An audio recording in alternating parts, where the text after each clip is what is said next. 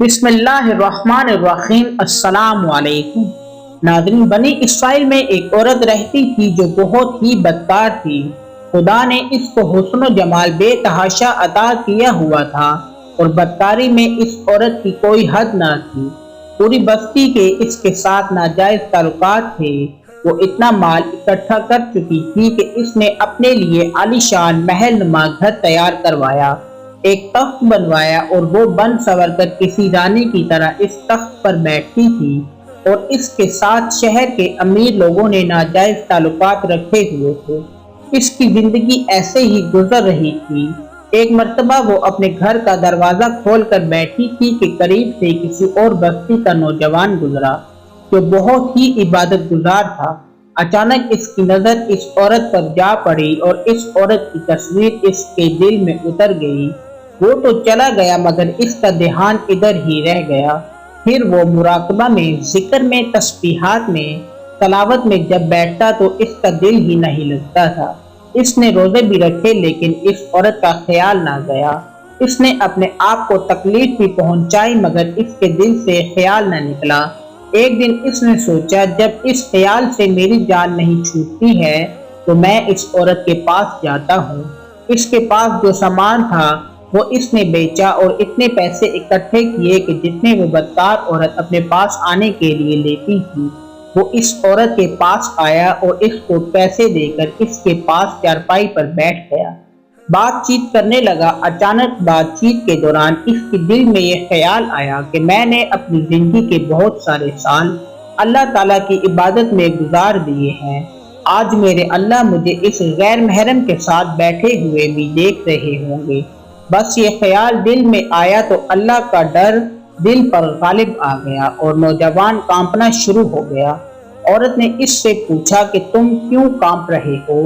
اس نے کہا کہ بس میری طبیعت ٹھیک نہیں ہے۔ اس نے کہا کہ پھر تم جس مقصد کے لیے آئے ہو وہ مقصد پورا کرو اور جاؤ۔ اس نے کہا کہ نہیں۔ وہ بڑی حیران ہوئی کہ آج تک میں نے اپنی زندگی میں کوئی ایسا مرد نہیں دیکھا جو میرے قریب آ کر بیٹھے اور پھر برائی کیے بغیر چلا جائے۔ مگر نوجوان نے کہا کہ اچھا میں جاتا ہوں۔ اس نے کہا کہ تم کون ہو؟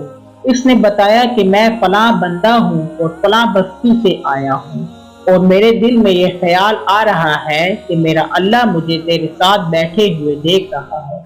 بس اس کے بعد اس نوجوان نے کہا کہ میں جاتا ہوں۔ اب وہ چلا تو اس عورت کو جو تھوڑی دیر کی صحبت ملی تھی، چنانچہ عورت کے دل میں خیال آیا کہ یہ کنوارا نوجوان اتنا اللہ تعالیٰ سے ڈرتا ہے جبکہ اس نے کوئی گناہ بھی نہیں کیا اور میں نے اپنی ساری زندگی گناہوں میں گزار دی ہے، میں تو خدا سے ڈرتی ہی نہیں۔ اس کے دل میں شرمندگی پیدا ہوئی۔ دل میں خیال آیا کہ حضرت موسیٰ علیہ السلام سے پوچھتی ہوں کیا میرے لیے بھی توبہ کی کوئی صورت بنتی ہے۔ وہ اپنے گھر سے نکل پڑی۔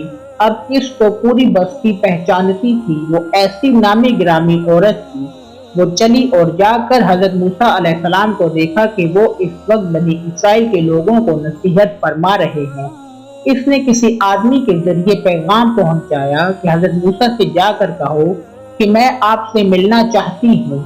اس خدا کے بندے نے سیدھا جا کر سب کے سامنے کہہ دیا کہ حضرت موسیٰ آپ سے فلاں عورت ملنا چاہتی ہے۔ حضرت موسیٰ نے نام سنا تو آپ کو بھی بہت جلال آ گیا۔ لوگ کیا سوچیں گے کہ ایسی عورت ان سے ملنے کے لیے آئی ہے، ان کا تعلق آپس میں کیا ہوگا؟ حضرت موسیٰ نے غصے میں کہہ دیا کہ اس کو کہو چلی جائے، میں اس سے نہیں ملنا چاہتا ہوں۔ اس نے آ کر کہا کہ میں نے بات کی تو حضرت موسیٰ بڑے ناراض ہوئے اور وہ تم سے نہیں ملنا چاہتے ہیں۔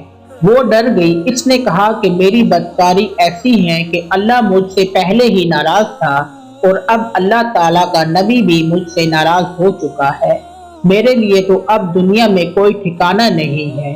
بڑی اداس ہو کر وہاں سے واپس آئی اور اسے سمجھ نہیں آ رہی تھی کہ وہ اب کیا کرے۔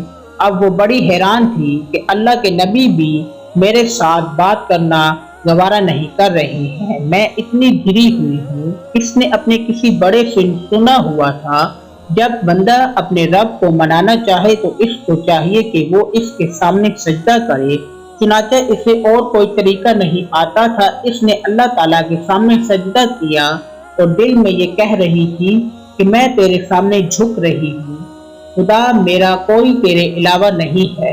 इसे पूरी दुनिया में और कोई निजात का रास्ता नजर नहीं आता था।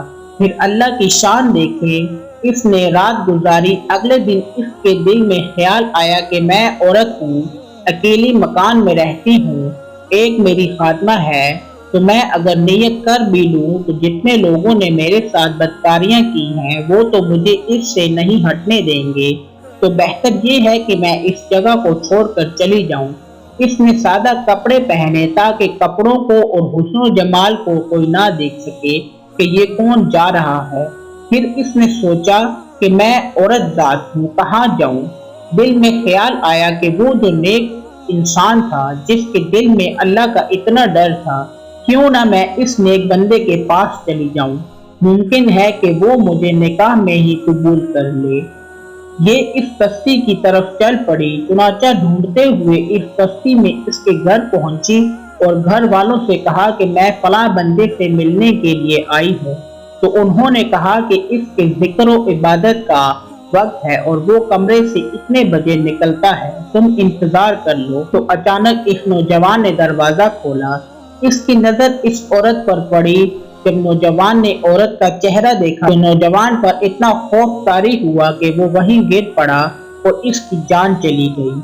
अब इसकी वफात पर घर वाले भी रंजीदा थे और इस औरत को बड़ा ही गम था। खैर 3 दिन के बाद इस औरत ने इसके घर वालों को बताया कि मैं तो इस नीयत से आई थी। तो उन्होंने कहा कि अब वो इस दुनिया से चला गया है, लेकिन इसका एक भाई है, अगर तुम मुनासिब समझो तो हम इससे पूछ लेते हैं। अगर वो तुम्हारे साथ निकाह कर ले तो तुम इसके साथ निकाह कर लो। इसने कहा कि ठीक है। जब भाई से पता किया तो इसने कहा कि ठीक है, अगर पहले ये ऐसी औरत रही है और अब तौबा करके नियत कर चुकी है तो मैं इसको अपने निकाह में कबूल कर लूंगा। चुनाचा इस औरत का इसके भाई के साथ निकाह हुआ और इस औरत को अल्लाह ताला ने 7 बेटे अता फरमाए जो बनी इसराइल के 7 औलिया गुजरे हैं।